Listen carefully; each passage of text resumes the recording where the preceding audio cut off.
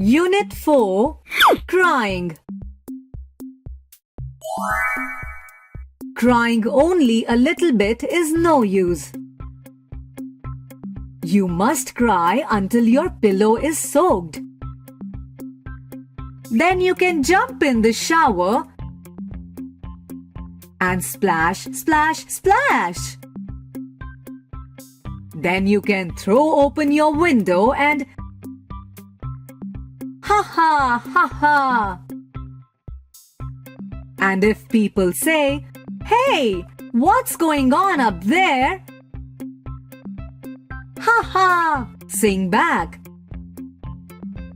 Happiness was hiding in the last year.